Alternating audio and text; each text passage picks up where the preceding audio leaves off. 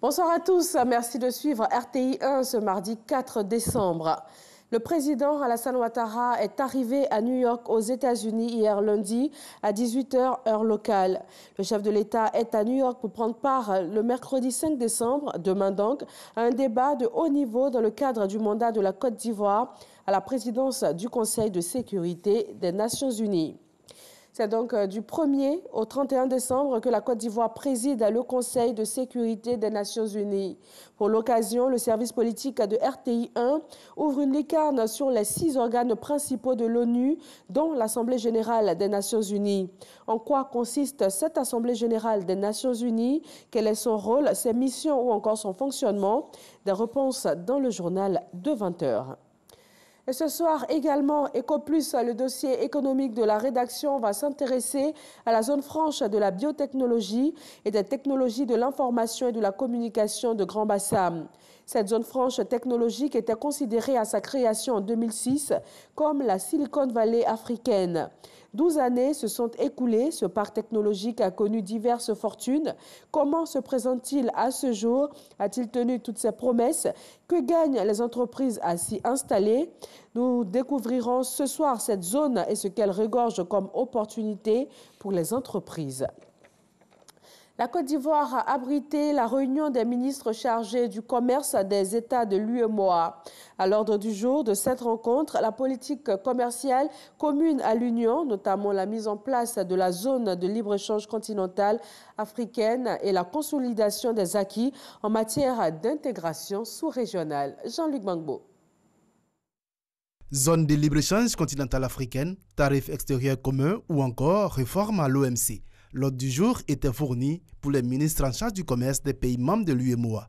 Ces ministres, également chargés de préserver les acquis en matière d'intégration au sein de l'Union. Il est notamment attendu que la Commission prenne des initiatives en matière d'élimination des entraves sur le commerce communautaire, le renforcement de la libre circulation des marchandises, des biens et des services, la promotion du commerce intracommunautaire et l'administration des règles de concurrence.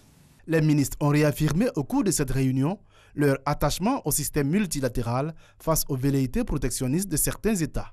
Ces réunions nous permettent de faire le bilan de la libre circulation, notamment des biens au sein de l'espace UEMOA et ce conformément aux différents tests que nous avons pris en matière de libre circulation de biens et de personnes, en matière de libre pratique au niveau commercial et tout ce qui concerne en tout cas les difficultés que nos opérateurs économiques ont pour pouvoir mener leurs activités d'un pays à l'autre. L'intégration est effectivement en marche, il faut la conforter, il faut la renforcer. Et il faut aussi organiser nos économies pour tenir compte aussi de ce qui se passe au niveau mondial, au niveau international. Avec un taux de 6,7%, l'UEMOA affiche une croissance largement supérieure à la moyenne de l'Afrique subsaharienne qui est de 2,8% et celle du monde qui s'est établie à 3,7% en fin 2017. L'objectif de cette rencontre est de permettre à l'Union de conserver cette bonne santé financière.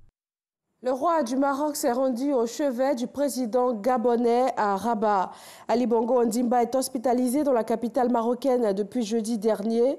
Et par cette visite, le roi Mohamed VI met fin à la spéculation sur l'état de santé du président gabonais.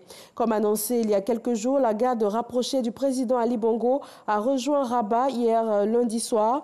Une délégation gabonaise de haut niveau est annoncée à Rabat dans les jours à venir.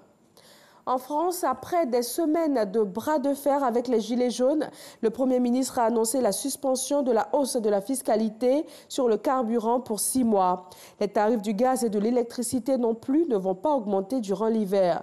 Les 3 mesures fiscales qui devaient entrer en vigueur le 1er janvier prochain sont donc suspendues. Ce sursis, prévu pour une durée de 6 mois, marque un net recul du gouvernement français.